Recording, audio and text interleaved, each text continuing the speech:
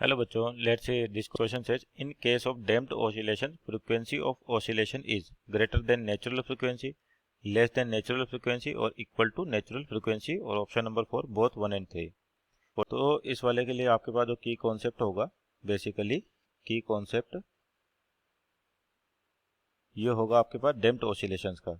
की कॉन्सेप्ट क्या है? Damped oscillations. अब आपके पास डैम्प्ड ऑसिलेशंस क्या होते हैं, इनकी चर्चा करते हैं कि आपका डैम्प्ड ऑसिलेशंस क्या है। कि मान लीजिए आपके पास कोई भी सिस्टम वाइब्रेट कर रहा है नेचुरल उसकी खुद की एक फ्रीक्वेंसी पर। जैसे मान लेते हैं सिस्टम है आपके पास, ये इस तरह स्प्रिंग ब्लॉक सिस्टम लिया अपन ने और एक मास m यहाँ लटका दिया। तो इनिशियली तो क्या होगा, इस मास की वजह से थोड़ा सा नीचे जाएगा और नीचे जाके कहीं रुक जाएगा, जिसको अपन क्या कहते हैं, मेन पोजीशन कहते हैं। और मेन पोजीशन से मान लो इसको हल्का सा डिस्प्लेसमेंट अपन ने दिया और रिलीज किया, तो क्या होगा, ये ऊपर की ओर जाएगा। किसकी वजह से? स्प्रिंग फोर्स की वजह से। और धीरे धीरे क्या होगा, यहाँ पर आपके पास जो ये मेन पोजीशन के अबाउट ऑसिलेट करता रहेगा। अगर इसके ऑसिलेशंस को या वाइब्रेशंस को अपने को मिनिमाइज करना है, खत्म करना है, अगर मान लीजिए कोई भी एक्सटर्नल फोर्स नहीं है आपके पास, कोई भी लॉस नहीं है, तो ये मीन पोजीशन से जितना नीचे डिस्प्लेस हुआ उतना ही मीन पोजीशन से ऊपर जाएगा और कंटिन्यू वाइब्रेट करता रहेगा।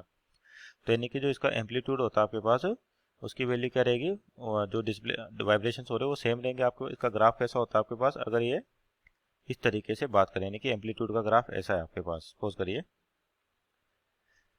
तो यहाँ पर ये तो हो गया एम्पलीट्यूड मैक्सिमम। तो मान लीजिए इन वाइब्रेशंस के मैग्नीट्यूड यानी कि एम्पलीट्यूड को खत्म करना है, तो अपन क्या करते हैं, सिस्टम पर एक एक्सटर्नल अरेंजमेंट देते हैं जिसको डैम्पर कहते हैं। और डैम्पर लगाने से क्या होता है कि आपके पास वाइब्रेशन जो है वो धीरे धीरे क्या होंगे, खत्म होंगे। तो जो डैम्पर होता है आपके पास बेसिकली, जैसे यहाँ पर दिख रहा होगा, मान लेते हैं ऑयल रिजर्वायर है, इसके अंदर ऑयल भरा हुआ है। तो ऑयल ऑयल भरा हुआ है, तो इसके अंदर क्या होगा, इस ऑयल के कारण जो वाइब्रेशन जनरेट हो रहे हैं सिस्टम पे मान लीजिए, वो धीरे धीरे क्या होंगे, कम हो जाएंगे। तो ये जो ऑयल है एक तरह से डैम्पर की तरह काम कर रहा है। और इसमें जो इनके लिए क्या होता है, डैम्पिंग कोफिशिएंट डिफाइन होता है। डैम्पिंग कोफिशिएंट हर मेटेरियल का अलग होता है आपके, यानी कि मेटेरियल डिपेंडेंट होता है आपका कौन सा, डैम्पिंग कोफिशिएंट मान लीजिए सी। तो जब डैम्पर यूज करते हैं तो आपके पास क्या होता है कि ये केवल जो वाइब्रेशंस के एम्पलीट्यूड है उसको कम करता है केवल इस तरीके से।